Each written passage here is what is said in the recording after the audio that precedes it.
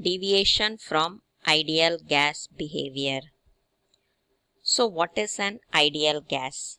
An ideal gas or perfect gas is the one whose pressure, volume and temperature they are related to each other with the help of a gas law. And the ideal gas law is PV is equal to nRT, where P is pressure, V is volume, N is number of moles of the gas, R is the ideal gas constant, and T is the temperature. So basically, a gas will behave as an ideal gas or it will obey the gas law is at low temperature most gases will be behaving as an ideal gas. So those gases which do not behave as an ideal gas because of the interaction between the gas molecules, the name given is real gas, or we can say real gases will actually deviate from ideal behavior, especially at two conditions, that is your high pressure and low temperature. So vice versa, gas can behave ideally in two different situations, that is they should have at high temperature and at low pressure.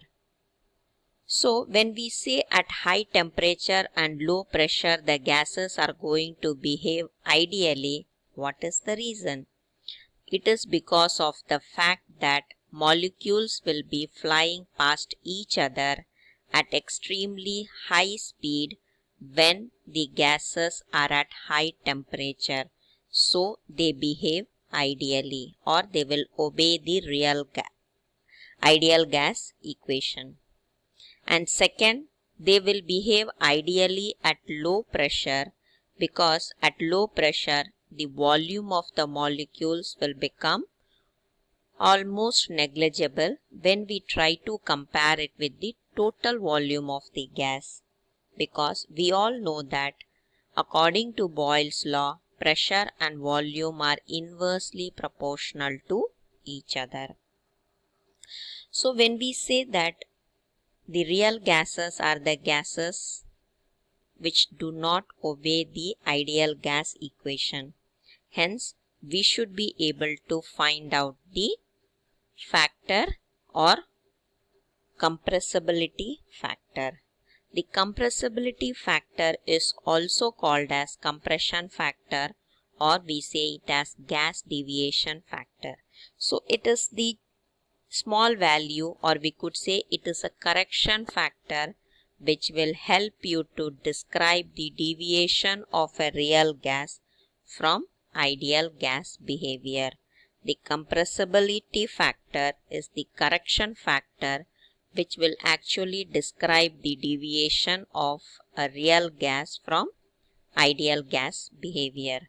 So the compressibility factor is equal to PV by RT if we try to calculate for 1 mole of any given substance. Because for an ideal gas, we know that it is PV is equal to nRT. So in such scenario, if PV and nRT become same and when we divide, then we will get the value to be equal to 1, which does not happen with real gases. So if we try to calculate the compressibility factor, that is ideal gas law, PVM is equal to RT, and the ideal gas law will get corrected. For non-ideality is PV is equal to ZRT, where we are taking this Z value as to be the compressibility factor, or we could say the correction factor, which will help us to calculate the compressibility factor for the gases which do not obey the ideal gas equation.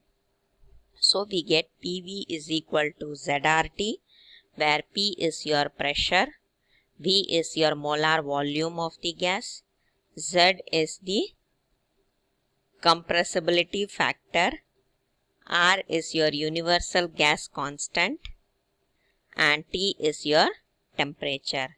So we could say that compressibility factor, that is Z, is equal to PV by RT. With this formula or with this relationship, we calculate the compressibility factor for the real gases, or we could say the correction factor, which will be the factor which will help us to calculate the real gas from your ideal gas behavior, or the correction factor of the real gas from ideal gas behavior. So this all we have to know about the real gases and the relation between the real gas and the ideal gas.